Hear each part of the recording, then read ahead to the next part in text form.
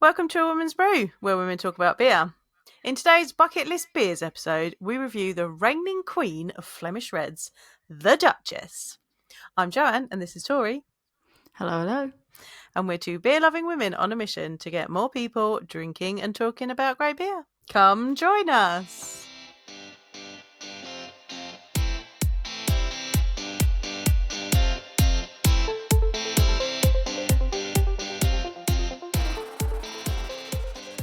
I feel like I can safely say that this is one of both of ours favourite beers. I feel like it's... I don't even know if I say it's one of my There was a long favourites. pause there. Now I feel like I I've don't got know. it wrong. No, because now I'm thinking about it. It's like, I One of don't my know if favourite beers. I would say one of my favourites per se. It's a beer you go back to, though. It's one of my... Yeah, it's probably one of my most drank. But Okay. I think it's because I really enjoy it. Don't get me wrong. When I say it's not when I don't think it's one of my favorites, it's not because I don't enjoy it. I think it's because there's like a whole, like with one of these, it's like my whole ritual of drinking. And oh yeah, like you, as we were just saying, I was really depressed. I'm actually quite depressed now. You were like say that again. I said it before recording, and she went, say it again. But I am quite depressed because I always have cheese with it, and I've got cheese in the fridge. I've got a lovely garlic aged cheddar in the fridge, and I planned on munching on it tonight. And Joe was like, "Well, I'm not having cheese. I haven't got any fancy cheese." And then I just felt weird about it. And then I was like, get well, some cheese if you want it. I'm not going to stop you from having cheese. I just said I haven't got any. It's too late now. I open that door, the floodgates open, Phelan comes rushing in, and then I thought, well, I don't want to be the only one with cheese. Yeah, because I haven't got any. And then how long's the cheese going to be sat here? And then I'm like, well, no one wants warm cheese. It's not as nice, and it just, it's fine. She persisted, but I did feel. I was a bit like, it's a ritual when I drink this beer. It's like I buy it, but then there's a lot of, for me, tremendous pressure to have charcuterie. That's the most first world middle class really problem. Is. It's the most middle class problem, I think. That is second only to the time I accidentally told someone when they said they had never been on a boat, and my response was, "Oh, you simply must." And it was a reaction that came out of me. And I've never said that phrase before in my life. And I just said how much I love being on boats. And I was like so excited about the idea of being on boats. And my friend at work said, I've never been on a boat before. And I went, that can't be true. And she's like, no, I haven't. And I went, oh, you simply must. Like, before I could stop myself. So I think me saying, when I buy these beers, it's almost stressful because it becomes a ritual of charcuterie. You do this to yourself, though, you breads, balsamic reduction. That's the second in chain of command of middle classness that I've ever been in my life. So, but I can say that this is definitely one of your favorite. I know that this is one of your favorite beers, and this is one of it's up there for one of a beer that I like to enjoy a lot, and I go back to it a lot. So probably one of my most drank. Like, I started just before we started recording, and I was like, let's go drink some tasty beers. And now I'm like, I feel less excited about it because you're not as excited as I am about it. I am excited. I just really like cheese. And then I thought about it, and some of what we're going to have today, I'm like, the garlic cheese isn't going to go with that, is it? It's and not going to go with the others. It's just going to mess my palate up. Yeah. But it feels borderline.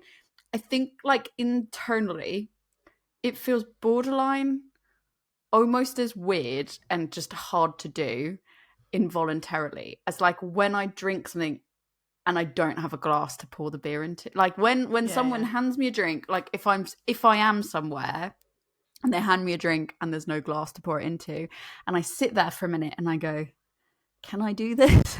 Can I do this? And then eventually I have to make a decision where, like, if there is a bar, I'm going to go and ask for a glass because I can't in good conscience. And then I've been places where there is no glass and you're just like, I guess I just don't drink it. When I drank The Alchemist for Bucket, when I was typing up a draft for Bucket List beers that I never posted, and I had to drink it out of the can, I was just like, I know this is as the brewing gods intended, but it's painful. And that it's like this. Drinking a Duchess is what we're going to talk about without cheese. It's like drinking a beer without a glass to pour it into. But I am excited. I am genuinely excited about this. I've not tried the variants, so. Oh, yeah, you haven't? No, because the last time we ordered them, we've talked about Duchess before. Yeah. I couldn't get the other ones. I could only get the OG. So I'm fairly certain I've only had the OG. This is when someone goes back to when we did Duchess before, not in the context of bucket list beers, but we had it for, I think, Flanders Red.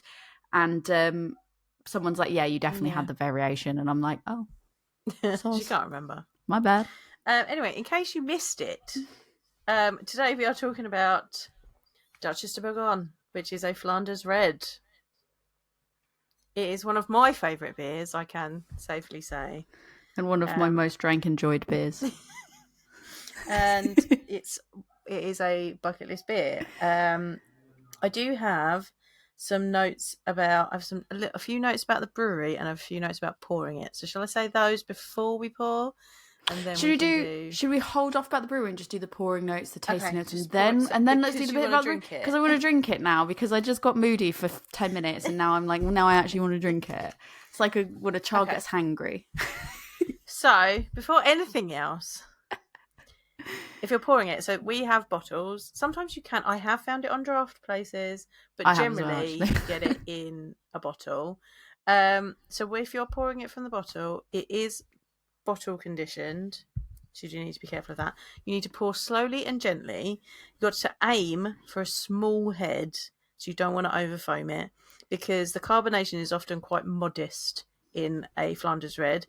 But a small head helps to trap the aromas without dissipating too much of the delicate acidity and oak character. I can relate. I'm also modest. It's fine. And because the beer is bottle conditioned, you don't want to dump all of it into your glass. You want to leave a little bit of beer behind in the bottle, so you don't end up with yeast sediment in your glass. That does vary from batch to batch, but generally just leave a little bit in the bottom, because then you don't get any of the yeast trub in the bottom. You didn't plan for this question, but if anyone balls it up and does get yeast in it, is there any suggestions on that, or do you just kind of go, well, that's it? You just gotta drink it. Yeah, but to get the point across, you can drink. Like, you're not gonna. You can. You're not gonna die. You won't. It won't kill you. Like, you do. But it's just not does change the flavour slightly. So you just want to avoid that if you can. Just pour carefully is the top tip. All of us gentle souls, we are always very gentle pourers, but I thought I would just ask that for those of us who are not as gentle and delicate and modest as I am. So I just thought I'll ask that question for them, because I can just hear somebody like, I'll drink along while I listen.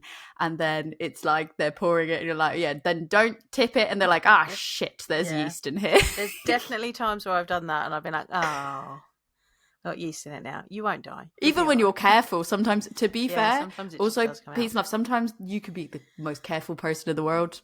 That is why, like, a glass bottle for something like this is useful, because you can kind of just watch it as you're pouring it, and sometimes you can kind of see the floaters in it, and so you can write your course before it comes out. You panicked a bit, give it a minute. Slow, gentle pour. Make sure you're paying attention. Normally we pre-pour as well, and we almost pre-poured, and then we're like, actually, no, let's put ourselves on the spot to be as gentle and delicate as possible. What glass have you got? I mean, I just literally just have a stemmed glass. I've got my Duchess glass. You only asked me because you wanted to be like, look at me in my Duchess glass. Well, I assumed you'd have a fancy glass, because you always bring one right when your fancy glasses out. I do, but I think very let down tonight. Normally, I could. To be fair, I could. Well, I've got like I've got some goblets. I've got like my Chimay. I've got my super old, staggeringly good, but that's more like a gin balloon. So I'm like, I don't know. The reason let me just qualify this. The reason I've got these glasses, just like the normal stem glasses. I mean, I've got those here as well. the only reason I've done those instead of a proper was A, because I don't have a branded one. So it's like, if I had a branded one, I would have used the branded one. I do not, which I need to rectify that. I don't have that. I feel like I buy these enough. So it's got Dutch. It is like a it's like a gin balloon type. It is like a gin balloon, but it's goblety gin balloon. Yeah, and then on the stem it has got a little Duchess. Oh, that's so cool! You have to watch a video for that. I'm not even going to try to. That is really cool. By the base, there is a little raised Duchess in it. I love my Duchess glass. I definitely need one of those. I think with this is I had no branded one and 3 beers to drink, so I was like, I don't want 3 really big glasses. Yeah, it's more to put in the dishwasher. Well, I have not dishwasher to hand wash. I've got my tasting glasses aside for the other 2 because I'm assuming that I won't. I mean, I might do because I do enjoy this beer. I might just drink it all, but if I don't, then I've got other glasses to put it in. I feel like, to be fair, the next time I'm going to have to like give 200% to whatever it is that we're recording to make up for. Yeah. To make up for tonight, I'm just going to have to really like full send it. All right, let's pour this because I'm looking at it and I want to drink it. All right. Slow and steady. Gently. I'm trying to hold it up to the light so I can kind of like double check. You kind of just need to kind of look through the glass and like at the neck. And then you can see it come in.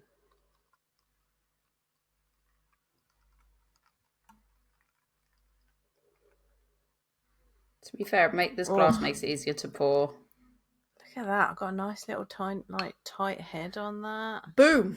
Yeah, good job. Done. All right. Oh, like it smells so good. I take it back. I think this. I take back what I said at the start. Maybe it is one of my. Yeah. Every time I drink it, I go, "This is why I enjoy it." I'm almost getting cherry off of this one. So we do have the cherry and the chocolate cherry variant. So I'm interested to see how the aromas differ. I mean, I definitely get that vinegary. Yeah, balsamic. Scent. Yeah, balsamic. Ooh. Just delicious. I think with that cherry, but I don't know if it's just because you've kind of like put it in my brain. I think it's more like almost like more like a creek type cherry that I'm kind of smelling on this. Like cherry cola. I could see what you're saying because of that level of balsamic, but yeah, it smells like it's going to give me heartburn. I'm drinking it. Cheers with the Duchess Queen showing. Cheers, Queens.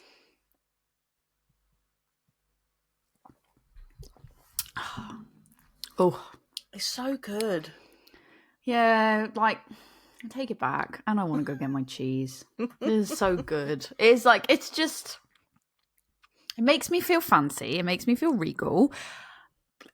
All of it, everything. The like, I can't give you tasting notes because it just feels like all I'm going to tell you is like, it tastes like luxury. Like when you talk about craft beer being like a luxury item, this is what makes me feel like this is the type of beer that I go, this oozes luxury. Yeah.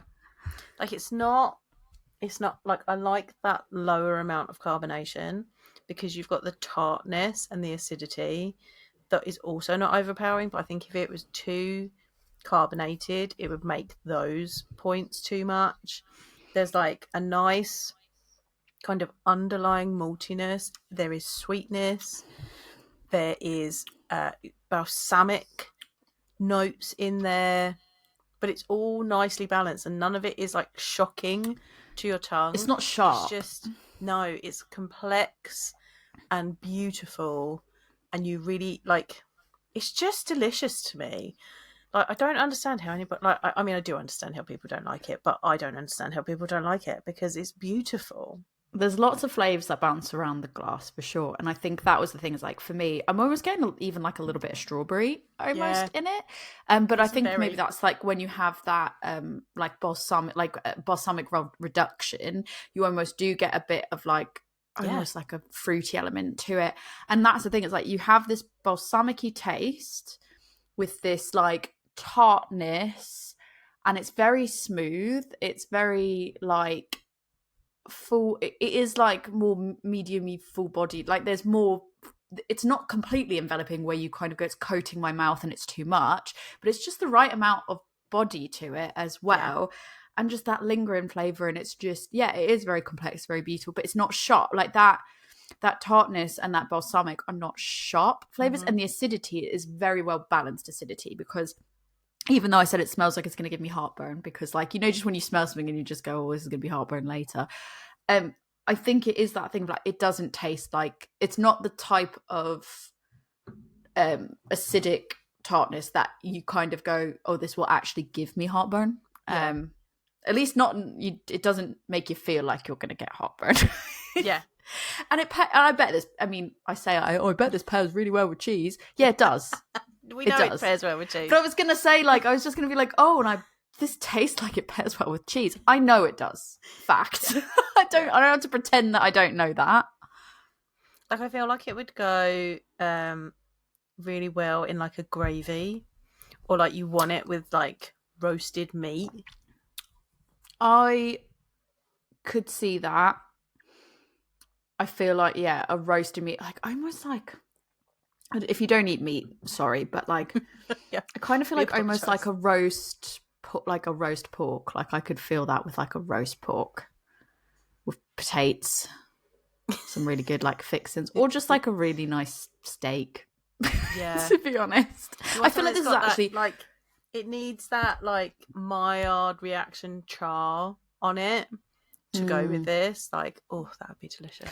I do genuinely actually think that if you're not a meat eater, I do actually think that this would probably go really well with a salad as well. And I think it's because it's balsamic notes. Because it's the balsamic drizzle or the balsamic. You could have a very vinaigrette light dressing, a very like non-offensive, very light dressing, and I feel like it would go really well with that, especially when it's nice out.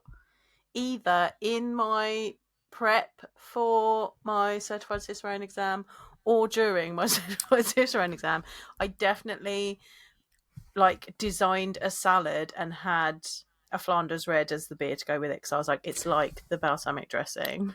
I wonder if you could make a salad dressing using the Duchesse, maybe not fully in place of a balsamic, but like I would be really interested to find out, like, can you make a very light salad dressing that uses this, and then like could you eat the salad with the salad dressing that uses that, and would it counterbalance each, like would it cancel each other out? Would it taste okay together? I don't know. Interesting. All interesting thoughts that I can't report on that today, unfortunately. So while we drink this absolutely beautiful beer, because I feel like I'm going to suck it down really quickly, let me tell you a little bit about the brewery, and then I'll give you Flanders Red tasting notes. Shall I? You shall. All right. So, have you ever noticed as well? This is 6.2%. No. I actually was just about to be. That is not the words I thought was going to come out of your mouth, because that wasn't even on my bingo card. Like that. No. Well, I've never looked at looked at the ABV. Dead ass. Like, oh, this is never looked at the ABV. This is fairly low, right? And I looked at it and I was like, oh no. Never looked at the ABV. Honestly, like, yeah, I never have. Hand to the gods, whatever. Never looked at the ABV, because I was always kind of buying it to just be like, oh, this is a fancy beer that I'm gonna have with cheese. And so like it was never about let me find something that was because I was already having it in an indulgent moment. So I wasn't really sat there wondering, like, for me, this is an indulgent beer. Yeah. And this is when I'm like having an indulgent treat yourself moment. So I've never stopped to be like, what is the ABV of the beer? That's blown my mind, like entirely, because I think I just assumed, well, it's not that high ABV because it doesn't taste that high ABV. I definitely wouldn't have said it was 6.2%. No, I would have guessed maybe like... It's one of those Belgian beers that sneaks up on you. Lethal. I've loved Belgian beers so much. I think if you had to like tell me which region do you want your beers from and that's all you can have, like I'd probably pick Belgian beers. Yeah, probably. Genuinely, it's what I gravitate towards. Yeah. Even over like German beers, American hype beers, literally everything. You know, I love Japan. I could go there and be like, oh, there's really interesting Japanese ingredients. No, it's always Belgian beers. Yeah, true story. Make no apologies. All right, Duchesse de Bourgogne comes from Brouwerij Verhaeghe, a small family-owned So brewery. glad that's you. I thought you might be. They are a small family-owned brewery in West Flanders whose history goes back to 1885. It is thought that the Duchess arrived around the beginning of the 1900s. The brewery presents itself as a traditional operation that still uses oak foeders, we'll come to that shortly, and follows I really like this, a little less but better approach to quality. So they don't make loads, but they make really good beer. I like that a lot. I can get behind that. I can fully get behind that. Yeah. The Duchess is Verhaeghe's flagship Flanders Red, or Vlaams Rooibruin. It's produced by mixed fermentation and matured in oak foeders for many months. The brewery lists the beer as 6.2 ABV and describes it as a sweet, fruity, ruby red ale with tannic oak character from the wood. And the beer's name comes from Mary of Burgundy, who we will also revisit later on. So, what are the tasting notes for it? So, this is a Flanders Red ale. What are the tasting notes for a Flanders Red? Let's have a little look at the old BJCP notes. I was going to say, I think we did an episode that we can also link back to. I believe we did. Did we do Flanders Red and old Bruin? Yeah, I think we did. I think so. So I'll find that, and you can go link and back to that, because that's, I think, when we originally had the Duchess. So it'd be really interesting to see what we said at the time we had that Duchess compared to now. Yeah. So, Flanders Red sits in section 23 of the BJCP style guidelines, which is European Sour Ale, and it is 23B Flanders Red Ale. It is a sour and fruity oak-aged reddish-brown Belgian-style ale with supportive toasty malt flavours and fruity complex. The dry tannic finish supports the suggestion of a vintage red wine. I do think if you've got a red wine drinker who you want to try getting into beer, Duchess or Flanders Red is the way. It is a one that might work. I think the struggle you're going to have is the initial taste of it, because that's, if you're not a beer drinker and maybe you're not used to some of like the those like tart note, like those acidic in the tart notes that, I mean, I know you get some of that in wine as well, but if you're a red wine drinker, I think it's just different enough that as I'm drinking it, the more I get into it, the more I go, yeah, actually, when we did our episode about what would we give to a red wine drinker, a white wine drinker, a rosé drinker, like, I don't think we included Duchess in that. No. We had a conversation there. The more that you're talking about it now and I'm drinking this, I go, I could absolutely see how those flavours, like tannic feels like the perfect way to sort of describe some of those profiles as well. That was just not on the tip of my mind. And I could absolutely see how you'd recommend that. I think the biggest task for you is going to get them through the first 2 to 3 sips. Yeah. And then once they get through those 3 sips, then they'll be like, I get it now.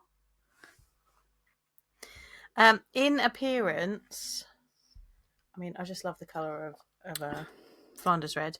It should be deep red, burgundy to reddish brown in colour. It should have good clarity, a white to very pale tan head, average to good head retention.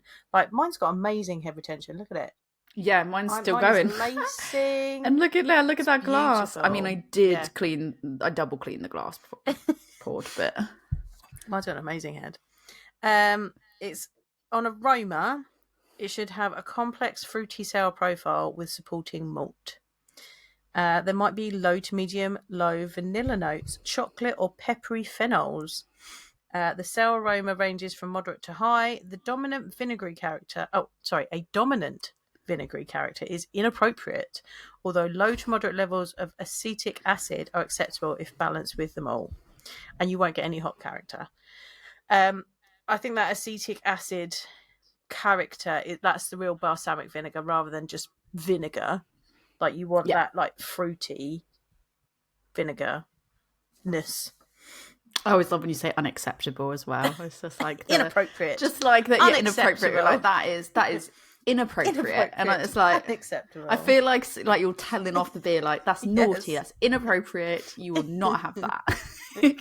Tickles me every time. There's two things I love. I love when you read out the very specific numbers of things. I know you like that. And I also love when you're just like it's inappropriate. In flavour, it should be moderate to moderately high multi-flavour, often to have a soft, toasty, rich quality. Intense fruit flavours, the same as the descriptors from aroma. Complex, moderate to high sourness, accentuated by the esters, should not be a simple lactic sourness. I think that's the point, right? Like, so it's not, as we've said, it's not just vinegary. It's not that sharp sourness. Yeah. It is that kind of complex, fruity, balsamic note. Generally, as the sour character increases, the malt character fades more to the background. Again, moderate to low, medium low vanilla. I don't know if I've ever picked up vanilla in this one. I haven't until you put the suggestion in my head, and now I'm like, yeah, maybe. Like in the aroma now, I'm like, oh, maybe I can actually smell something. I think that's because you put it in my brain. This is my favourite Flanders Red, but it's not the only Flanders Red that is available. Which we'll get into commercial examples later on. So that they may exhibit those. There should be a restrained bitterness, balanced to the malt side. Acids and tannins can enhance the perception of bitterness and provide balance and structure. Some versions are sweetened or blended to be sweet, allowing for a wide range of sweetness levels, which can soften the acidic bite and the aesthetic perception. I think this one's got it balanced right. Like, I think there's enough sweetness, but you still get a bit of that aesthetic perception.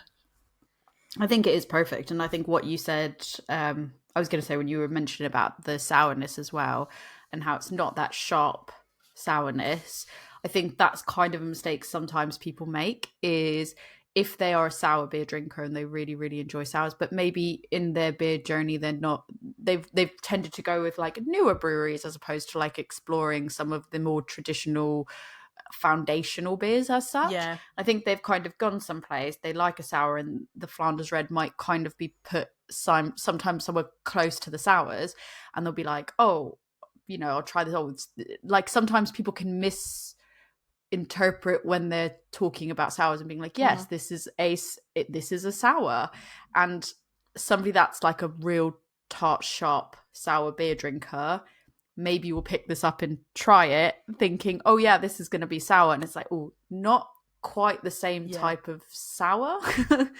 I think that's why it's important. Like, we go ha ha ha, BJCB guidelines, ha ha ha, but actually we categorize things because it's then easier for us to understand what they might be.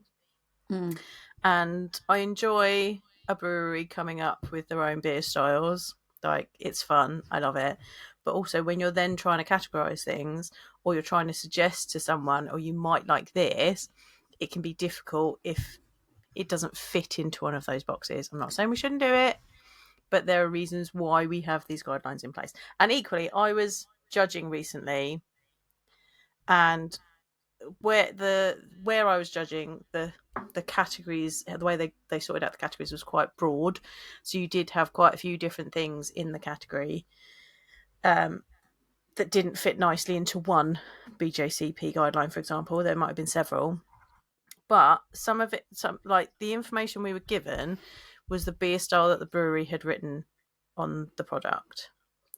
That ranged wildly from ale to modern bitter, dark bitter, Belgian wheat something or other. Like, some of it was, I was just like, that's made up. And like, that's cool that you've made that up, but when we're trying to determine what this beer should be, like, I had a lager category and I tasted one and it was literally just written down as a lager, and the rest of the team thought there was something wrong with it. And I was like, I think the problem here is, I think this is an Italian Pilsner.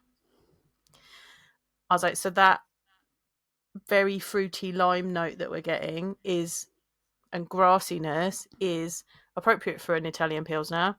This is just down as a lager. If you're expecting clean lager, this is not it. It feels like there's something wrong with it, but actually I don't think there is. I think they've just miscategorized it. So that's why we have these categories, to help us with things like that. I will say though, like Flanders Red is such a it is such a so weird out there. like if you don't know those guidelines, it is such a weird one, because on one hand it's but you so could funny. Google Flanders Red and know what it is.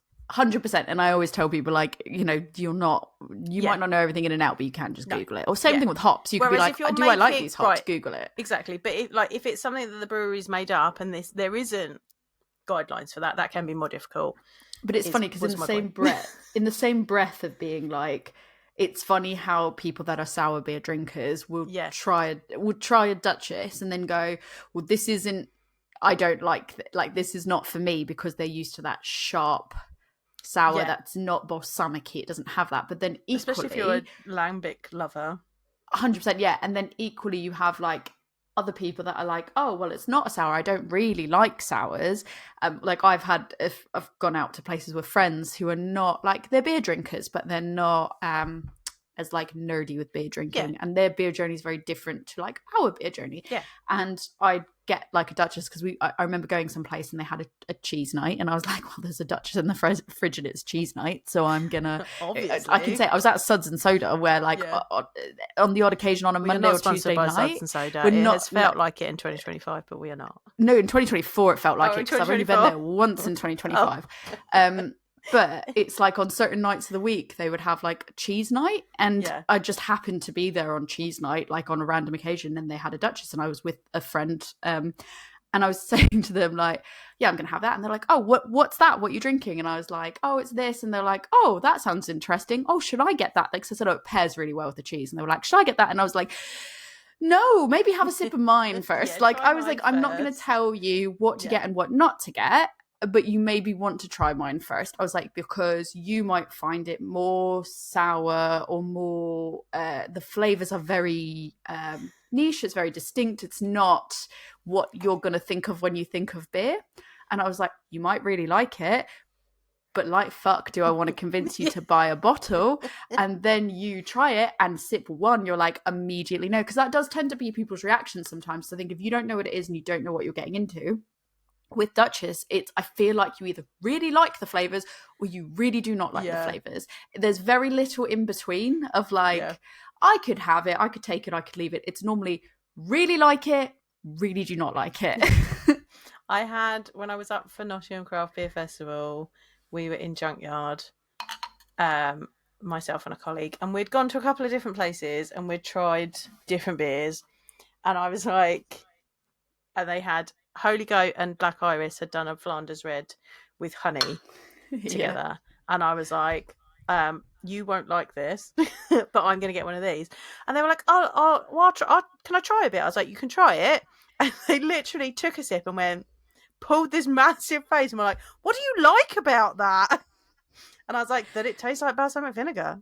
Then I also do think that it's a thing that like you might not like it today, but in a year's time you might like it. Like once you grow and change your taste in terms of beer, like that will like it might change, it might not, it might. And that's the thing, is I don't like to ever tell anyone like, you won't like this, you shouldn't have this. But when it's my recommendations on the line of people, I'm like, maybe just try a sip of mine first. And it's funny, I've done that with Holy Goat, whereas I was at a beer festival and I was like beelining it for Holy Goat, and people were like, what do you recommend? It was a friend's partner, and they were like, what would you recommend here? Because they're not like, they like beer, but again, they were just there to have a good time versus like get the beer.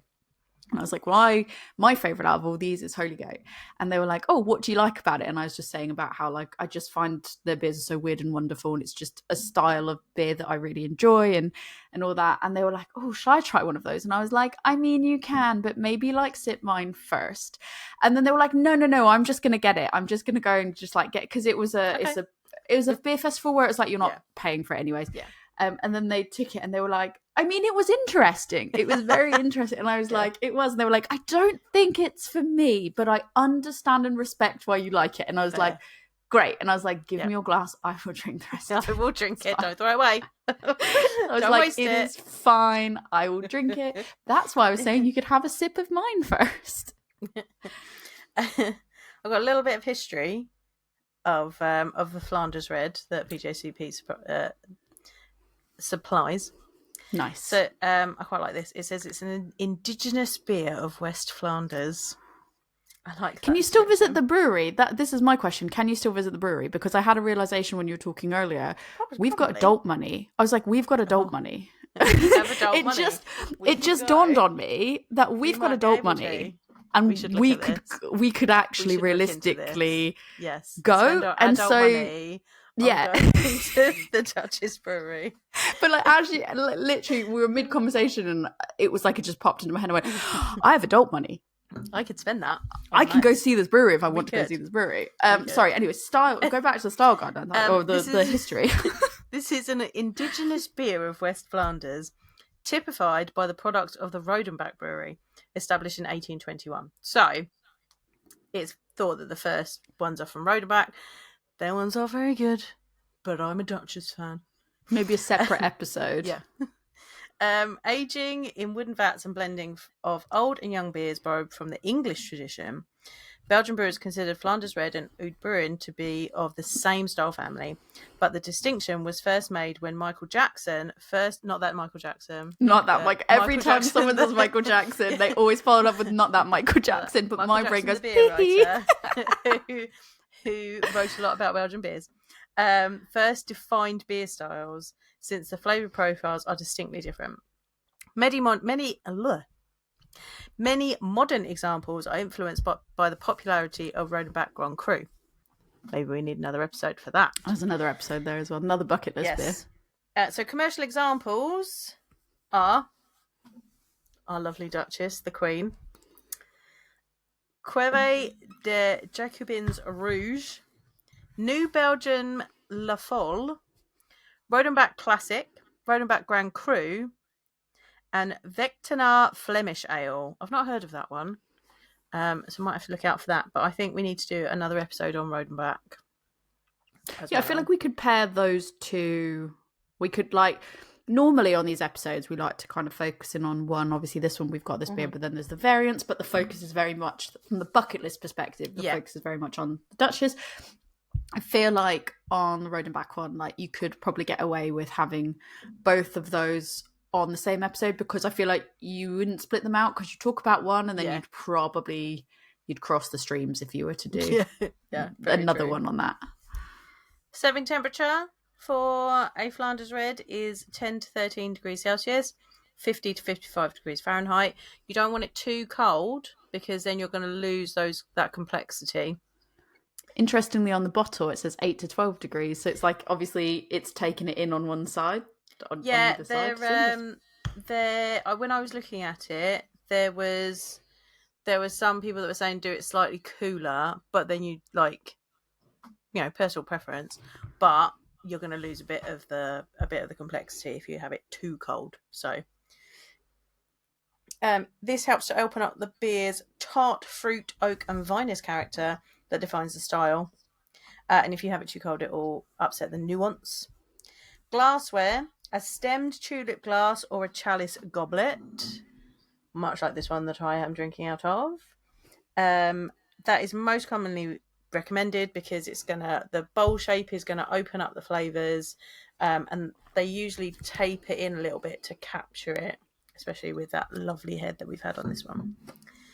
ABV is 4.6 to 6.5. SRM is 10 to 17. IBUs 10 to 25, which is why I like it, because it's not very bitter. No, it's just very drinkable. I'm nearly done with the bottle. I've kept topping it up, and this is how much I've kind of got left. I feel like I need to keep a little bit to compare to the others, and that's making... I'm going to have to put it away, because otherwise I'm going to drink it all. It's just so easy to drink, and I think I'm actually upset. Especially at 6.2. It does not taste it. Yeah, it does not taste it. I'm kind of sad that I didn't actually buy more to take back to the US with me, because I kind of think it would be really interesting to get non-beer drinker's opinion from that red wine perspective. Well, I'm now kicking myself that I didn't get one for Christmas. Yeah, so actually the whole reason we kind of thought, well, we bought the beers already, and we thought, well, let's record when we do, because we thought, let's just giving it away, because we're recording it before Christmas, and we're going to put this out after Christmas, but... Yeah, we're putting it out after Christmas, but the whole reason that we planned on kind of recording it when we're recording it so that it can go out in that time frame is because we were thinking, what's your, like, around the holiday period, what's go-to drinks for around the holiday period? And I think we unanimously were like, what's a good, like, Boxing Day beer, for example? Like, what do you have in between that Christmas and New Year's period? And it was like, Duchesse, because you're eating lots of cheese, you're being indulgent. It is definitely the celebratory, rich, regal, you know, it's a celebration beer. And so, yeah, that's it. Now it's like we had to shooting yourself in the foot there by not getting yourself an extra one to myself enjoy. It's never too late. It's never too late. It will be really hard to get it quickly. You're now like enabling me to go and do this. I do have. I have plenty of beer in the house. I have plenty of sour beer. It's not a Duchesse, though, is it? It's not a Duchesse, but it's not a Duchesse. Have plenty of beer in the house. I do now want to go like hunt one down that I can get really quickly, so that I can.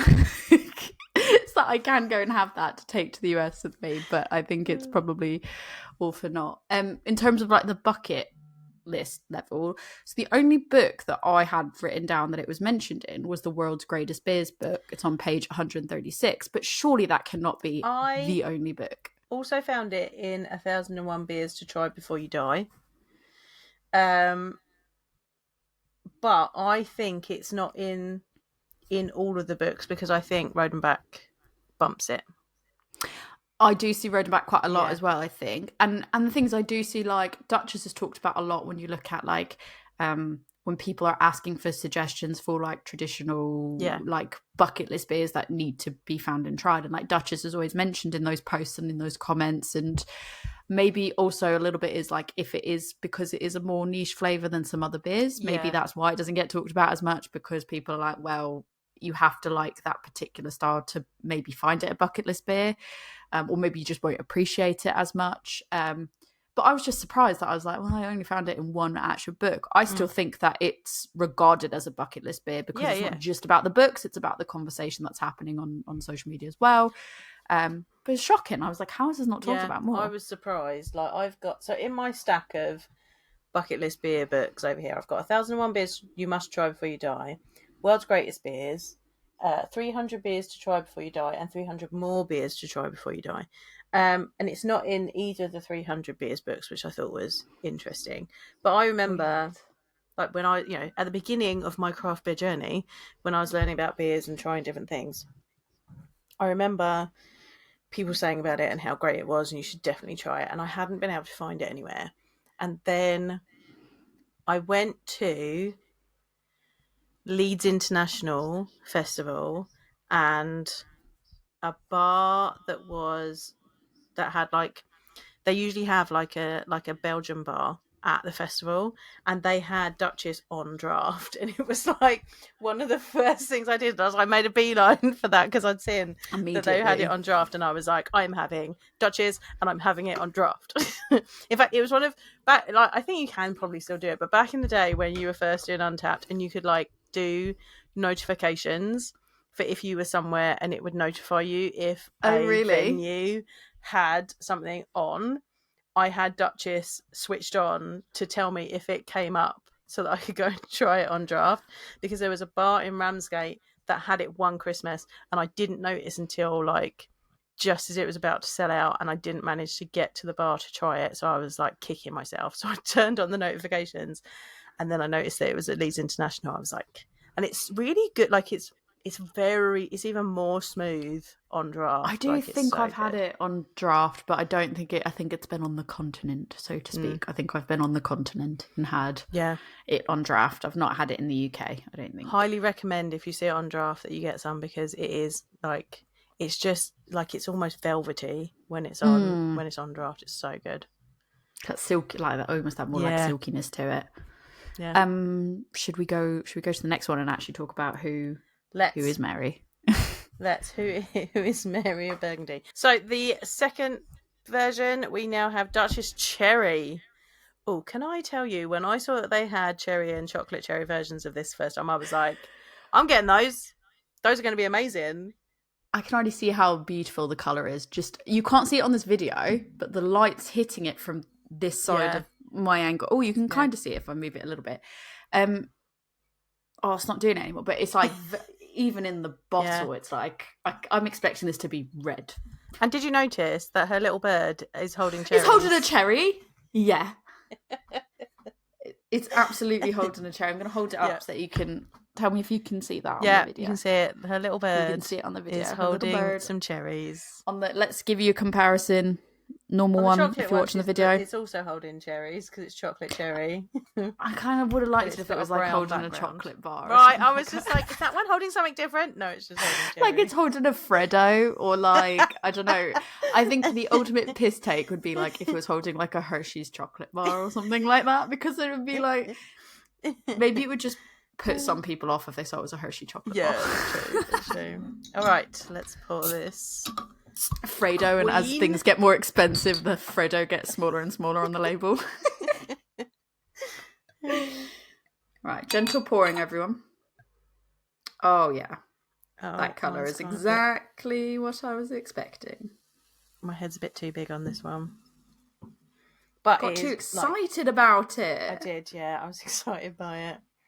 I also have. I'm now in the tasting glass. I'm not in my goblet, so it's not the best glass for it either.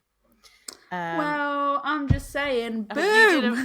You did a really I good did job. great. Well, I'm actually surprisingly really good at pouring beer, and I think what's really funny is like it's always if I'm with a bunch of like non-beer drinkers or like non-beer snobs, and then they'll be like, well, "You're the beer drinker, so you pour the beer," and I'll go, "Okay," and then and it will be like when I get it happens to be whatever it is I'm pouring in that moment is a really difficult thing to pour, and it's not me, it's the can, and they're like, well, that's a shit pour, and I'm like, I promise I'm really good. It is a beautiful cherry red colour. It is. Like, this one's definitely more, if I hold them up together, you can see it without the light hitting it as well.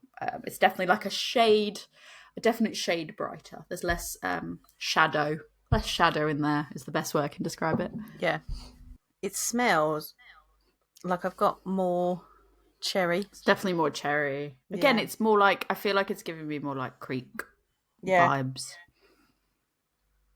It smells almost more, like it smells more funky. Yes, it does. It smells more like, I would think like when you have like mixed firm beers and stuff, I think this is more what I expect to smell with like mixed firm beers. So it's like weird that it's a variant of the normal, because I don't think you get as nearly, for me, I don't get any real funkiness, so to speak, with the normal Duchess, whereas this is like, feels like it's pure funk. Yeah, it does. Oh, let's what get the into funk? it and see. Cheers. Cheers.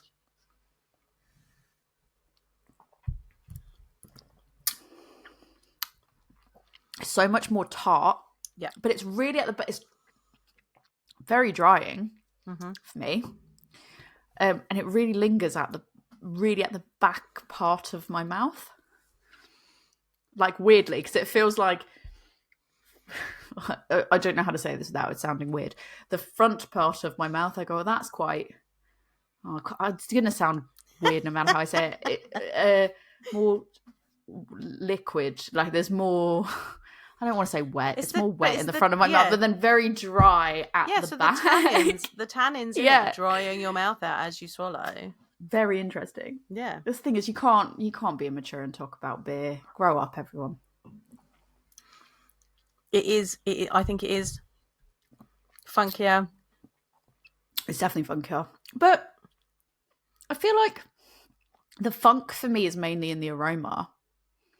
Like, that's where it really hits me with the most funk. It's quite woody, I think, in the taste. You're getting a lot more of that oak. Yes, I would agree. And the cherry's there, but it is very cherry, but it's not... Yeah. It's not... It doesn't taste artificial, and it doesn't taste... It's not like the cherries... For me, the cherry's not what is shouting at me. Yeah. It's that woodiness that is shouting at me. Yeah. And I think it's that funk that's kind of coming from that woodiness. That is what is the loudest more than anything else. Yeah, definitely.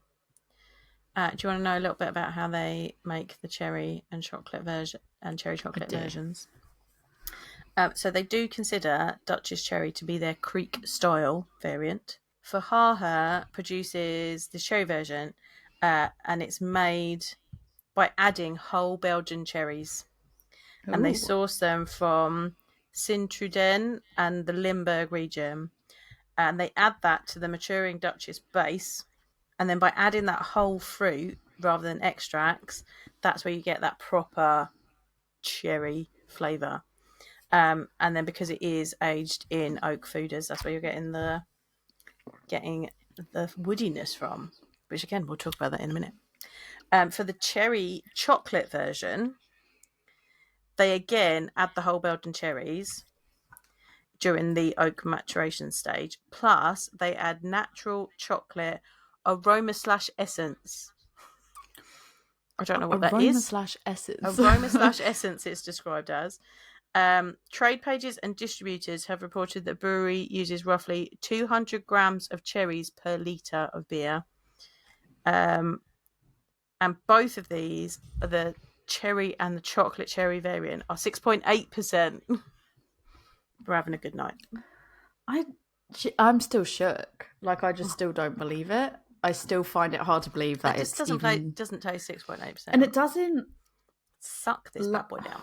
It doesn't like, it's not even like it's that kind of thing that you even feel tipsy as you're like drink. It's and I can see how this goes from 2, 3. I feel like we'll have 3 beers and I'll be like, yeah, that's like totally fine. But then like that's the thing of like beer 4 or beer 5 or something like that. Like depending on how quick, because obviously we're drinking them quite quickly with our recording times and stuff. I feel like that's the kind that just knocks you on your ass before you know it. Like you feel nothing, and then everything. Yeah. Because it's so easy to drink. This is that thing where you'll be drinking it and you're nice and cozy, and then you go outside and the fresh air hits you and that's it. You were done for. I feel like this is the perfect style and combination of ones as well, that it fits in like seasonally with what we're talking about, number 1 and number 2. Like like there's some beers that you kind of go oh yeah, that it works well for, but these specific ones, I think that cold air hits you, you're done. You're done, son. We didn't talk about how the beer is made. Should we do that? All right, reverse that. Okay. This is so much more sharp, I would say, than the other in terms of sourness. This is the one I'd give to somebody that wants sour. Yeah, 100%. So the brewery uses mixed fermentation and oak maturation. It emphasises that tannins from the oak contribute to the beer's fruity wine-like character. Duchess is a blend of younger and older beers. And generally, that is a blend of 8 months and 18-month-old beers. And that's fairly classic. So this is a very labour-intensive and time-intensive beer to make. It combines clean primary fermentation, mixed culture, souring, long oak aging and blending. So step 1, they brew a pale malt-forward base beer, and the grain bill usually includes Pilsner or pale malt, Vienna or Munich malt for a soft malt depth, and caramel or crystal malts for the deep red colour and fruity notes. Hops are added lightly, and they're typically aged hops, so they have low bitterness. They do still put hops in because they want the antibacterial properties from them. And hop character should be minimal, so the sourness and the fruit esters shine through. Primary fermentation is with a clean ale yeast that's first fermented with a Saccharomyces ale strain, and at that stage it tastes like a fairly normal red ale. The fermentation is clean, it's done in steel, and at that point it's still not sour. It's then transferred to oak foeders for mixed fermentation. The mixed culture is typically lactic acid bacteria, mostly lactobacillus or pediococcus. Brettanomyces is also added, and the remaining Saccharomyces cells are also added. So those organisms slowly produce lactic acidity for the tartness, light acetic notes from oxygen exposure in the wood, fruity esters like cherry, plum, and red currant, and a subtle Brett complexity which can add leather, spice, and depth, but not funk forward like a lambic.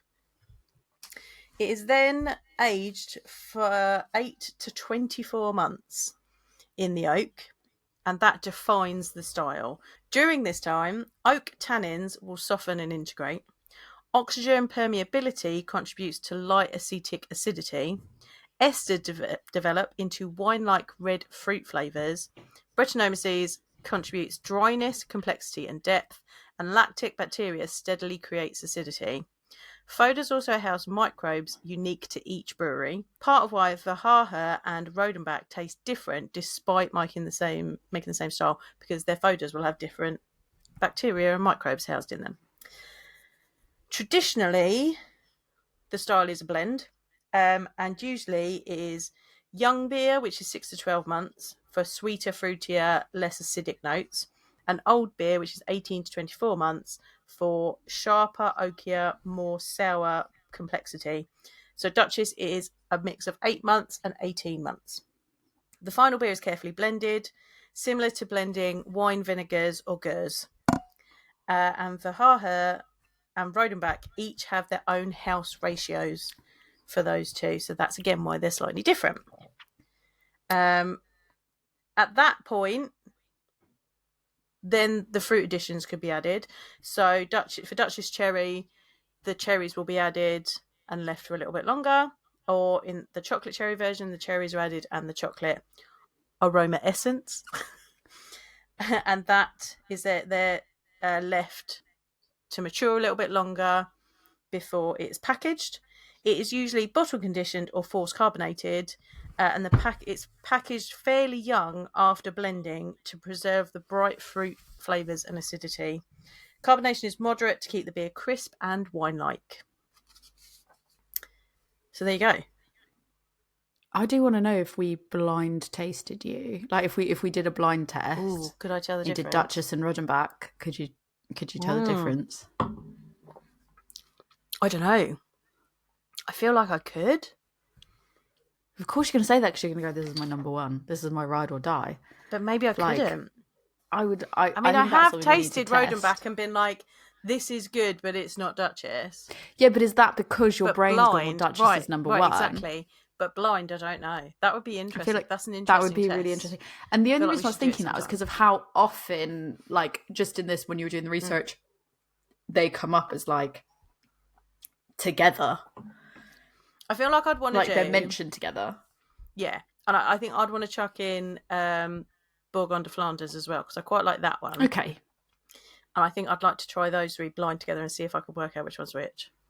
I feel like we need to do that. We need to just blind taste them all. The problem is I don't think... So I've had Rodenbach, but I think I've only had it maybe once or twice. Like, I've not had it enough, and the other one I've not had at all. So I think Duchess is the one that I've had the most of. So I think it would probably be one of those cases of, like, I could pick out which one was the Duchess because it was the only one that tastes familiar, and the other two I'd be like, I just have to guess. Or we have to wait and, like, talk about the other ones first so I can have the other ones, have them fresh in my mind, or I need to have, like, drank them in close proximity first, or else it's an unfair advantage to Duchess. So it'll be interesting to, like, blind taste them, see if you can work out which one's which, and then, like, rank them in the order that you think is the best, like I did with the lagers that time, and I was terrified that I was going to end up being like Bud Light number one. I think that would be really interesting to do, so maybe that's something we need to do in future. So the beer is named after Mary of Burgundy. Do you want to hear a little bit of history about Mary we've talked about her so much across any time we talk about Duchess at all. We're always, she's absolute queen on the bottle. Yeah, so I would love to hear about her. Okay, so she was the last Valois Duchess of Burgundy. And so Mary of Burgundy, in French, Marie de Bourgogne, was born in 1457. And she was the only child of Charles the Bold, Duke of Burgundy, and Isabel of Bourbon. When her father died suddenly at the Battle of Nancy in 1477, Mary inherited one of the most powerful and wealthy political entities in late medieval Europe, the Burgundian Netherlands. This made her the richest heiress in Europe at just 19 years old. I wish. Right. So then she came under it. pressure. Mary's inheritance immediately came under threat from King Louis XI of France, who sought to reclaim parts of Burgundy. To secure her territories and political survival, Mary made a consequential marriage. So she married Maximilian I in 1477, and he was Archduke Maximilian of Austria, the future Holy Roman Emperor Maximilian I, of the House of Oh, Habsburg. I didn't know that. Mm. I did not know that. Yeah, that's really interesting, actually. Yeah.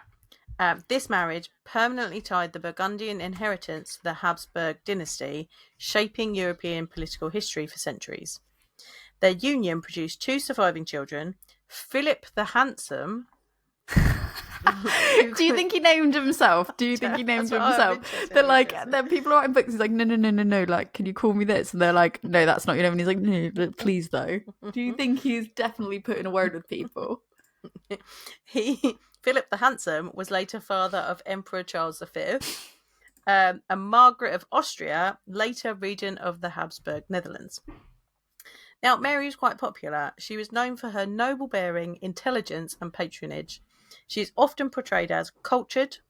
She was raised in the famed Burgundian court known for luxury, art, tapestries, and chivalric ideals. She was beloved.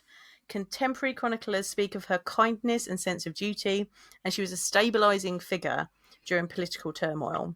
Her court was associated with refinement, elegant dress, and high culture, a tone the beer Duchesse de Bourgogne intentionally channels. But there was tragedy. Mary's life ended abruptly. In 1482, she fell from a horse during a hunting accident near Bruges. She died a few days later at the age of 25. Her early death plunged the region back into crisis and cemented her status as a romantic, tragic, almost mythic figure in Burgundian memory. Which is why she's on a beer. She's buried in the Church of Our Lady in Bruges. Her tomb is still a site of historical interest. So why is the beer named after her? So Duchesse de Bourgogne is a Flanders Red ale, a style often described as the Burgundy of Belgium.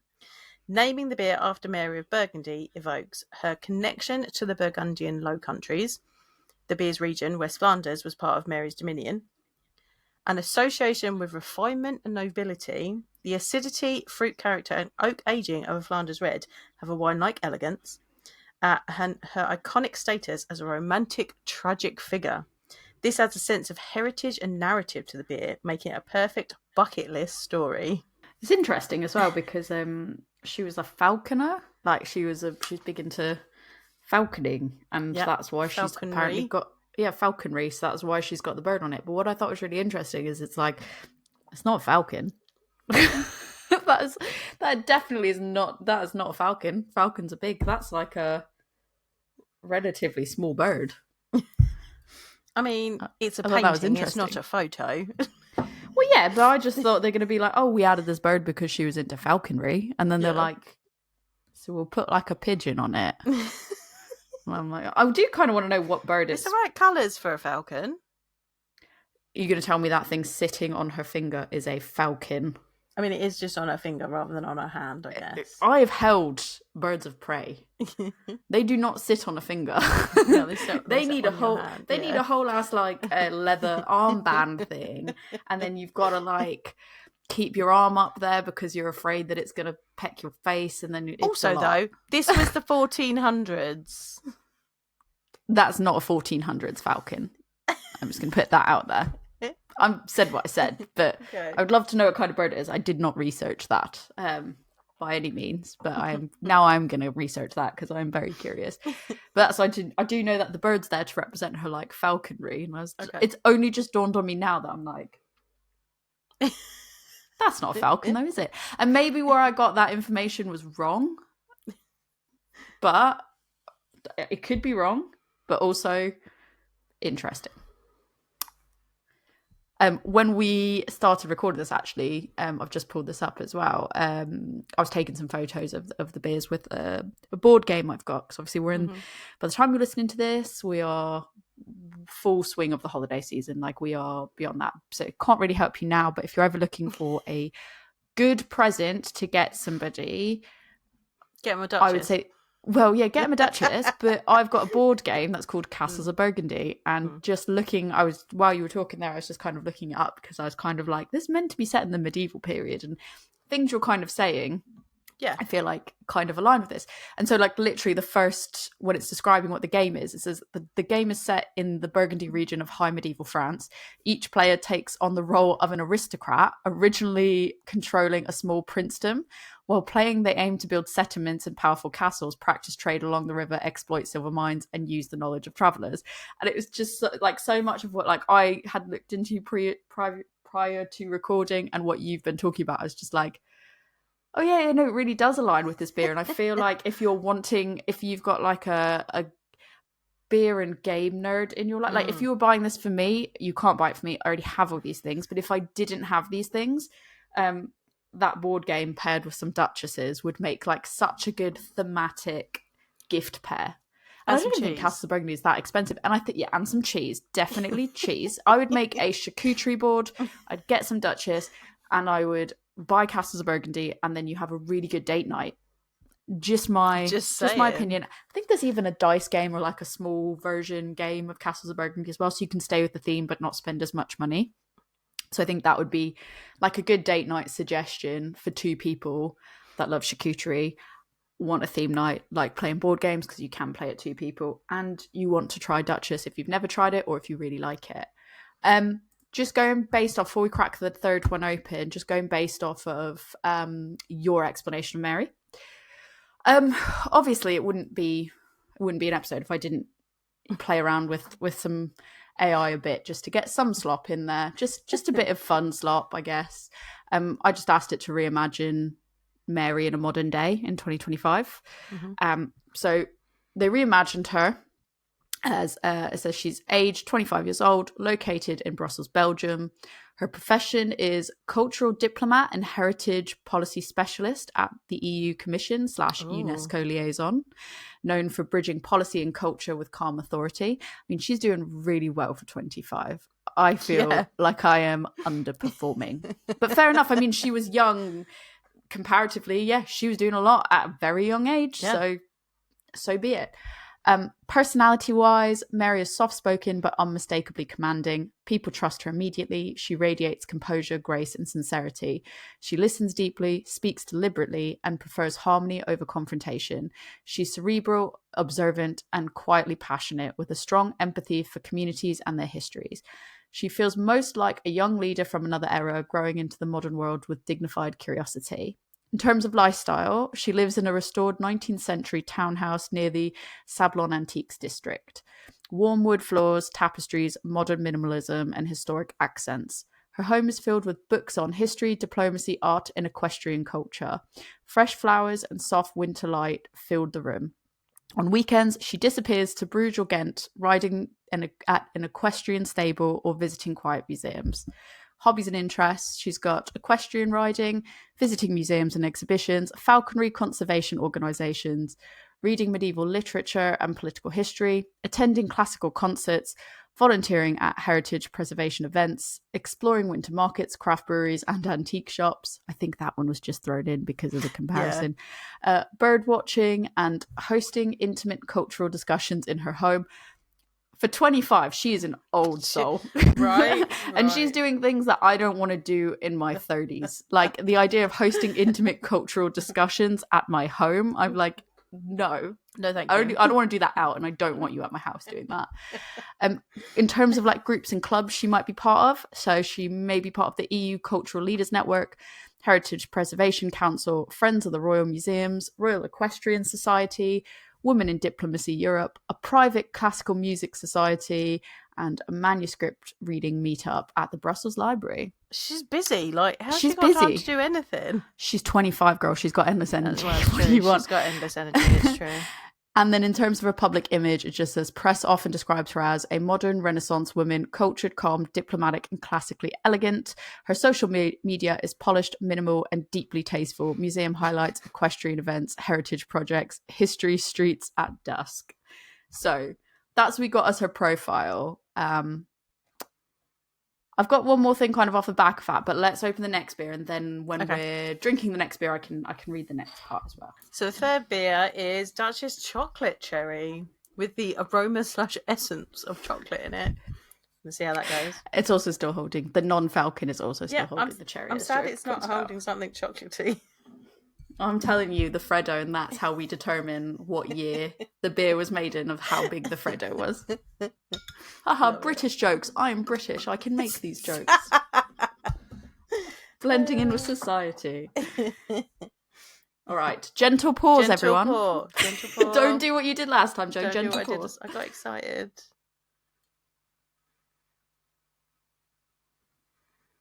It's gotten very quiet. Because we're doing a careful, gentle pour. I've still got quite a big head on this one. Woo! Look at that. It does smell like chocolate. Such a good pourer. I think it's my glasses. Watching the video, I nailed it.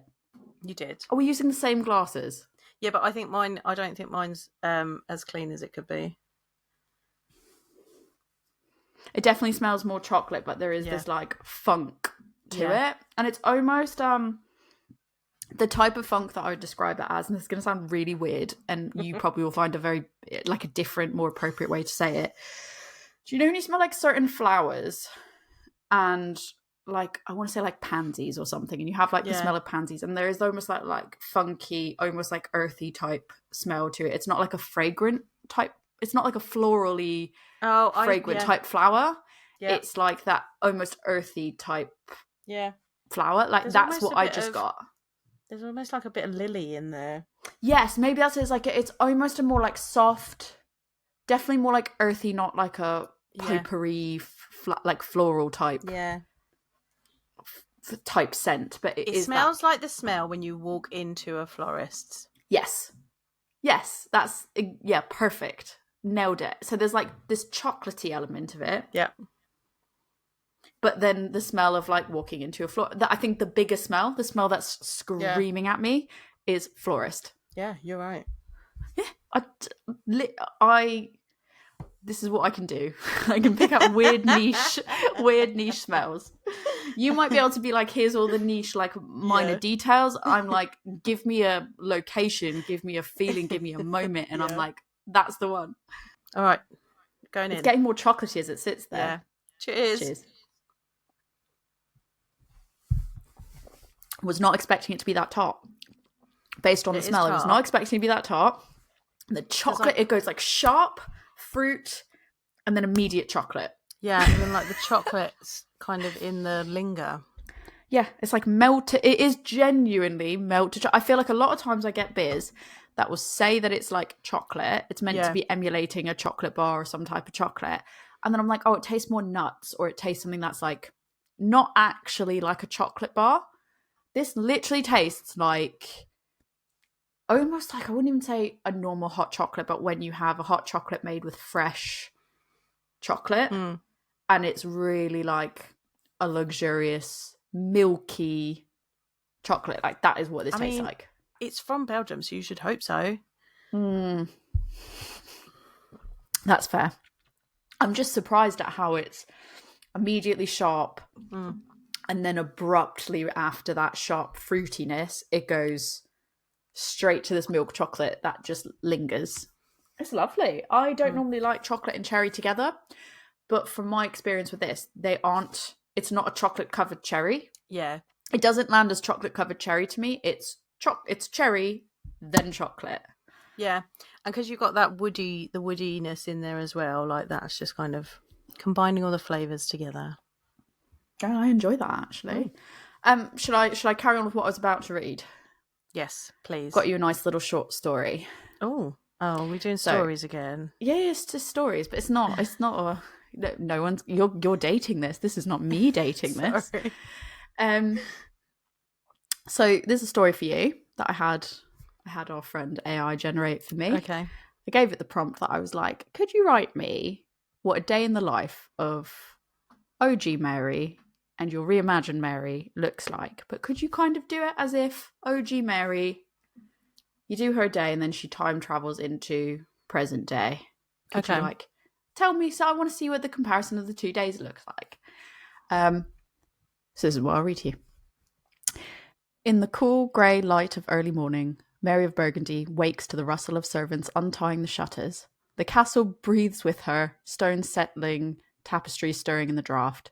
She sits up, heavy velvet blankets falling around her like a tide. A lady in waiting fastens the laces on her gown, fingers quick with long practice.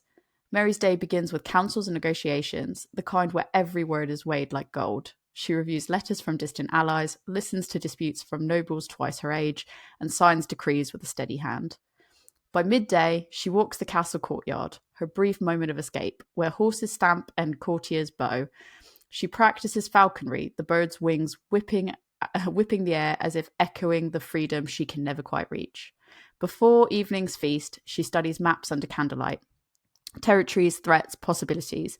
At 19, she carries the weight of a duchy on her shoulders. Her world is her duty, diplomacy, danger, and the quiet hope she might shape her own destiny in spite of it all. And then she steps through a doorway, a blink, a rush of air that smells of rain and city traffic. Stone becomes concrete, tapestries become elevator doors. Mary blinks again, now standing in the soft glow of a Ghent co-working studio. A converted warehouse with exposed brick and plants hanging from metal beams. She brushes imaginary dust from her blazer, adjusting to life 9 to 5. Today, she's at her job as a heritage preservation consultant, helping European museums protect artifacts and digitize archives. She speaks 4 languages and drinks her morning coffee like it's a diplomatic negotiation, carefully, deliberately, knowing it will set the tone for the whole day. I love that vision. Like that's great. Her inbox is full. Restoration budgets, exhibit plans, a historian asking her opinion on the 15th century textiles she once wore in another life. She laughs at the irony. At lunch, she walks along the canal taking photos of light on the water. Photography has become one of her quiet joys. So has cycling, her modern equivalent of galloping across Burgundy's fields. After work, she heads to her favourite meetup, the Women in History and Heritage collection, a small group that meets in a cosy back room of a craft beer bar. Mary orders a Flemish Red ale, never the Duchess, that feels too on the nose, and swap stories with archivists, librarians, and museum curators. Evenings are her time. She reads historical fiction, attends pottery workshop, texts her friends memes about medieval fashion. Her life isn't ruled by treaties or arranged marriages. Her battles are deadlines, traffic, and whether her cat, named Falcon, will ever stop knocking plants off shelves. But before bed, she still studies maps. Now they're travel maps, taped above her desks. Japan, Iceland, the Danube by rail, plans not for conquest, but curiosity. 2 Marys, 2 mornings, separated by centuries, connected by a single step through a doorway, and a spirit that refuses to be anything but bold. I did like that one. Do you like that? I mean, yeah. We shouldn't be like, wow, ChatGPT actually made a decent story. I mean, normally I feel like we find some of the stories are like ridiculous. Some of the stuff that it does is just absolutely ridiculous. And it's just good for a laugh. But I actually genuinely enjoyed that. And that's not to take away from somebody that would have actually hard written a very, very good story. Sometimes I just like playing around to just be like, what would it write me in this this prompt? Something that doesn't exist anywhere else, or when I've Googled it, I don't find it. So can you write that for me? And actually, I was pleasantly surprised by this one. How did you feel? I liked it. I really liked it. I'd want to hang out with modern Mary, I think. I don't think I would. No. I'm not for any reason. I'm sure she's like really nice. I think she'd be that person at work that I'd be like, you are super nice. We'll talk about holiday. We'll talk about those. We'll share a polite. We both like coffee, clearly. So we'll have a nice cup of coffee. We'll have a kind chat. Talk about holidays and stuff. But I think that's probably. I'd find stuff that she talked about very interesting in terms of like the history stuff, because I like learning that stuff. But I don't think that our interest would align to like hanging out outside the workplace, because I just think that we are different speeds. Me and Mary would hang out in museums. It would be great. I love a good museum, but I think I wouldn't. I would just be like, I love that for you. I like different kinds of museums, I think, than she likes. So yeah. I feel like you'd get along with the outfits and stuff, though, like the clothing we'd go look museums at historical and stuff. costumes together. It'd be great. Yeah, I feel like you would love that. Yeah, I would be like, oh, I'm okay, thank you. So I would go get the coffee with her. I'd go to the coffee shop with her, talk about holiday plans, and then she'd be like, sorry, I got to go meet up with Joe. We're going to the museum to look at costumes. And I'd go. Yeah, it'd be cool. Nice. Cool. So that's that history wise. Do we want to look at some of the ratings across all three? Yes. Let's see what other people thought about it. So, normal Duchess on Untapped. If we start with normal Duchess on Untapped, I'd love making you guess this stuff because this is super fun for me. Do you want to guess unique check-ins? I feel like you learned a lot from the last time we recorded. I did. I want to say something like 465,000. No, 285,691. But it shows that there are like so the problem with Untapped that I hate is that it doesn't combine everything that's seen as a variant. So somebody has put down Duchess 2025 or like different years. So I'm literally just going with the very base one that I can find. It's saying that I've checked it in 3 times. I know I've had it more than 3 times, but this is probably the highest number of check-ins I've had on something we've looked at on tap, which is funny. Monthly. Do you want to guess monthly? Because I think that one would be interesting to you. 596. 920. Really? Yeah. 920 a month, like on average, is the number there. And total check-ins 392,143. IBU wise, it's 11 in terms of IBUs. 262,417 ratings. Do you want to guess average rating? I reckon it's going to be low because I think people are going to drink it and then not like it and rate it low because they do that. Okay. So I reckon it's going to be 3.1.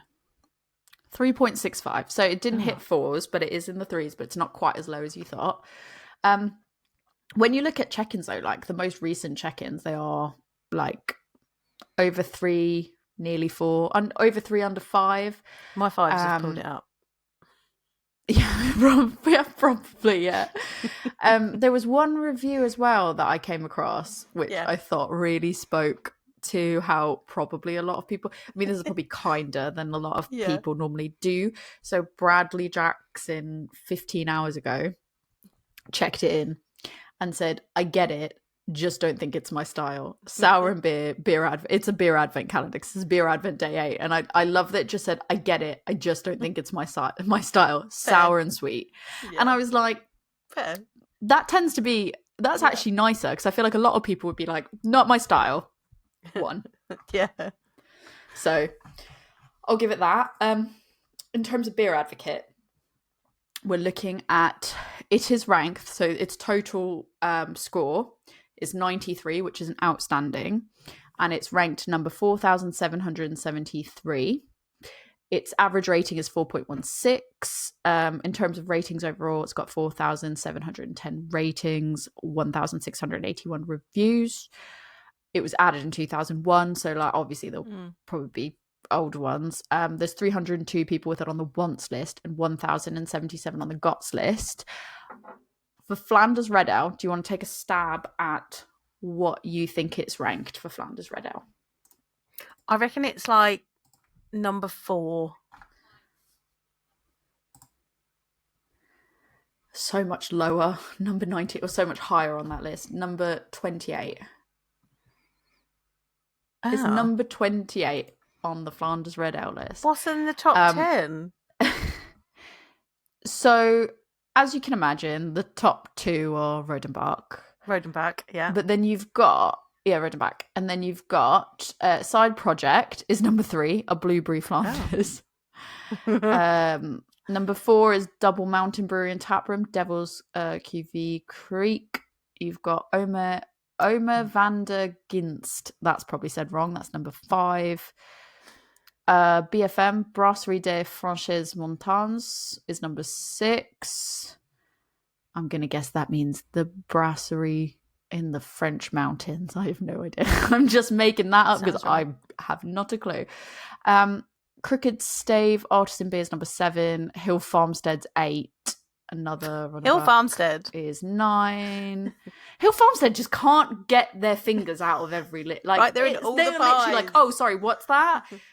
I'll take another one. We've got one of those. But I'm actually really surprised. Like, you've got like Brewery Toulouse on there. But like Crooked Stave has multiple on this list under 20. Side Project has 2 on this list under 20. Allagash is even higher up this list. Jester King. Wow. Side Project's got another one. It's wild how many of these are on here. I wonder if they're more accessible to the people that are filling in Beer Advocate than Duchess is. Maybe. And that could explain it. That could definitely explain it. But I just find it like really shocking.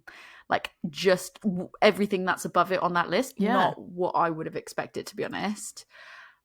Comparatively, when we look at the Beer Advocate for Duchess Cherry, that's ranked number 32 in the Reddit. So that's even it's even further down there. And the Chocolate Cherry is number 52. So they're all like 20 plus apart. It's pretty evenly spaced, but like it's wild how much is in between them. So the Duchess Cherry score on Beer Advocate is 92, which is outstanding.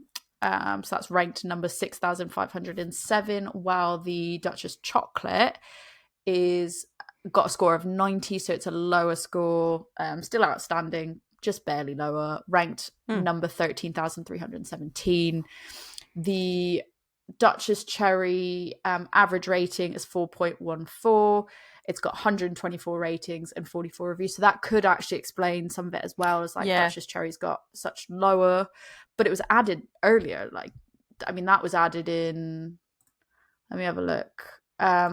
So later than I was the first one, but 2018. Like that, I mean, it wasn't added that long ago, but added in 2018. 6 people have it on their wants and 11 people have it on their gots, compared to the Chocolate Cherry, which has an average rating of 4.02.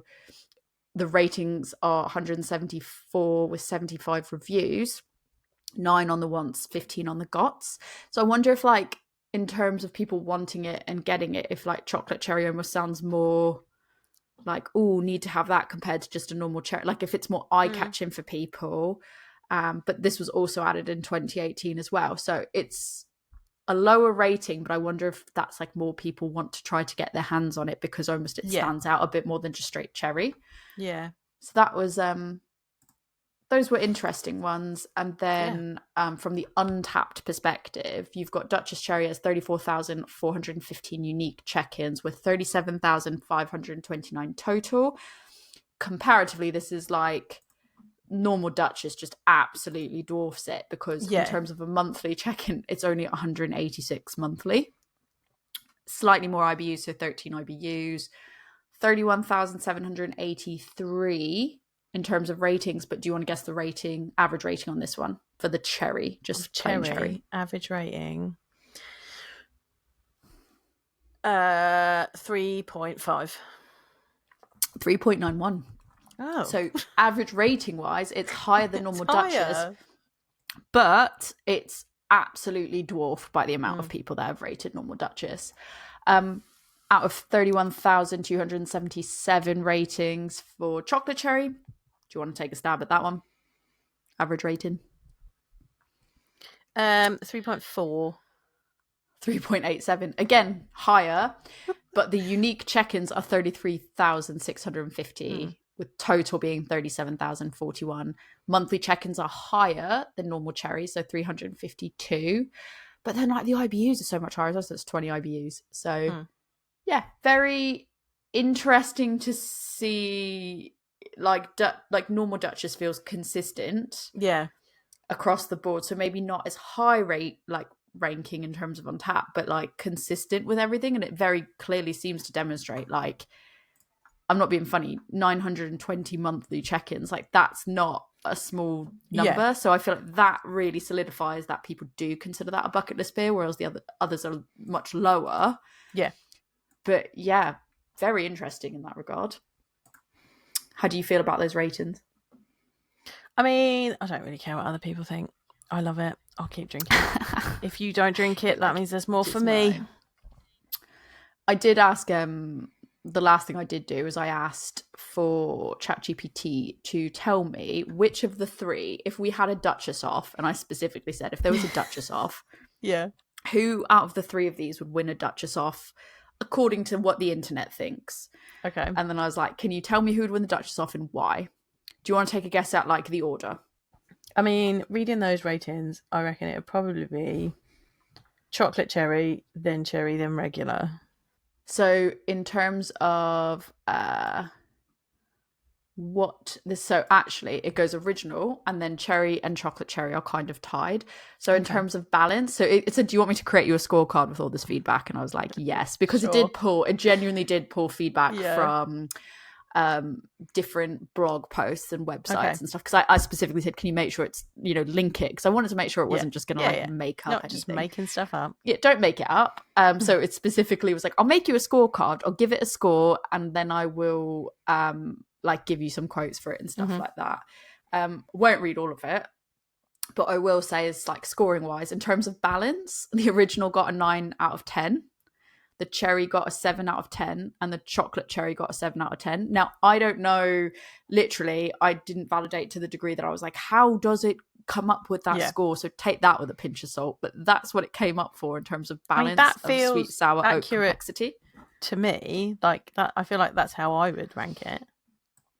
Yeah, I mean, that feels fair. And then in terms of like the fruit and specialty beer character, the original was a 7 out of 10. And the cherry was an 8 out of 10. And the chocolate cherry was a 9 out of 10. Which I was like, yeah, that's fair enough. And it did mention that, like, you do get that toffee and vanilla richness more in the chocolate. And I was like, actually, that vanilla that you were talking about on the other ones, that, I don't really taste it. Do definitely taste it more in this one, which is good. In terms of crowd appeal and drinkability, the original got 8 out of 10. Cherry got 8 out of 10. And the chocolate cherry got a 9 out of 10. So interesting there. In terms of depth, age-worthy and traditional feel, OG was 9 out of 10, and then both the other two were 6 out of 10, which that feels fair in terms of tradition. That feels fair. And then for the overall Duchess identity, which is, set as the benchmark, OG got 10 out of 10, and the other two got 7 out of 10. So it just says, what does the scorecard say? The original variant remains the reference Duchess, best balance of sourness, sweetness, oak, depth, and complexity. That's why many reviews call it the definitive Flemish Red beer. Cherry is a strong fruit-leaning version, more upfront, tart/sour cherry character, more accessible if you like fruit beers, but less of the oak-aged vinous complexity. And cherry chocolate is the dessert/crowd pleaser. Big fruit and sweeter chocolate notes, often more immediately enjoyable, especially for those drinkers who appreciate sweeter or more novel beers, but at the cost of some traditional balance and depth. So, I mean, I don't really disagree with that. I think that's fair. Yeah, I think that's fair. Yeah. Which, again, I feel like normally I like to absolutely chuckle at what ChatGPT says, but I'm like, it has actually pulled some stuff that I'm like, that checks out. So, yeah. There you go. That's the rating. Do you think bucket list beer? What's the order you rate them in? What are your feelings on them? I mean, Duchess original. Just let's pretend. Is my absolute fave. Pretend we don't know. My absolute fave. Cherry and chocolate cherry, I think I like equally. Duchess is my she's my ride or die. The other two, I like them as like a treat when they come out as something a bit different, but Duchess is my ride or die. I can see how the chocolate actually arguably, for me, tastes more red wine. It's more vinous. It's more, you're actually getting more, and maybe that is because when you have red wines, a lot of red wines do tend to also have like the fruit flavour, but then you also have that chocolate and wood flavour. Yeah. So maybe that's why for me that emulates almost that red wine more as well. I do agree that I think Duchess is my top fave, but I think that's because I can kind of drink it whenever, Whereas like these other two, because of how sharp the tartness and the sourness is, I think they're more acidic as well. So I think that would give me heartburn so much quicker. But I like them both. I want to say the same as you, if I like them the same, but actually I think the chocolate cherry maybe has a slight edge over the normal cherry because there's a little bit more going on in it. So I would say normal chocolate, then cherry. Bucket list beer, I would say the OG one probably is. The other two I think are interesting, fun. Definitely get your hands on them if you can. They're a fancy treat. If you had to pick one of them, like it's going to be the OG one. That's the one that I think you can't walk away from. So there you go. That's all I've got on that. My thoughts there. Yeah. So you're going to get this after Christmas, soz, but maybe to see if you can get yourself on for New Year's. It might be a fancy treat for your New Year's Eve. To be fair, we were thinking Boxing Day / New Year's, and we were like, well, we're missing Boxing Day. Yeah. But New Year's, I hope that you drank many of them on Boxing Day. Yeah. So, Tori, if someone wants to... well, they can tell me what they're drinking as their Boxing Day. What they had as their Boxing Day beer. Tell us what you had as your Christmas and Boxing Day beers. What fancy beers did they have? Where can they get hold of you? Yeah, so they can find me on Instagram at adventures_in_optimism. They can email me photos, send me your fun festive photos at adventuresinoptimism@gmail.com. Or you can, again, we've talked about this before. I'll talk about it again, like the website. I've got like one bucket list beer on there. I've got others in the draft. Maybe I'll post them, maybe I won't. I've taken photos of my board games with these beers. Maybe I'll put those up, probably not. You won't know unless you go on adventuresinoptimism.com. That's where you will find out. Feel free to also like spam me and Joe together if you want to send us all the fun pics of you drinking Duchesse or what you're pairing with cheese. Like, let us know what you're pairing with cheese. You can find us on Instagram and Facebook at A Woman's Brew. You can email us. Again, email us your fun photos just because. It doesn't need to be a question. Or submit what bucket list beer you want us to do next. But also send us your cheese and beer pics. You can send them to us at awomansbrewpodcast@gmail.com. Or you can find this and other top beers, bucket list beers episodes, obviously on all the normals. But we do also post to our website, which is awomansbrewpod.beer, awomansbrewpod.beer. So I did that the wrong way around this time because I spelt it out first, and that really threw me off for some reason. But I did use the correct amount of E's. It does Joe, throw you off. Yes. If people want to just talk to you about your love of Duchesse, because that's feels like you're the right person to talk to you about that. Or costumes. You can come and talk to me about my love of Duchesse, and I can suggest some great costume museums for you to go to look at as well if you'd like. You can find me on Instagram. I am Love Beer Learning. I'm on Facebook, but I'm mostly on Instagram. You can also come to my website, which is lovebeerlearning.co.uk, and you can email me lovebeerlearning@gmail.com. I saved myself. I'm going to go get my cheese. Of original Duchesse just to savour right at the end. I'm going to go savour that now. Tori's going to go get some cheese. Yeah. So on that note, cheers.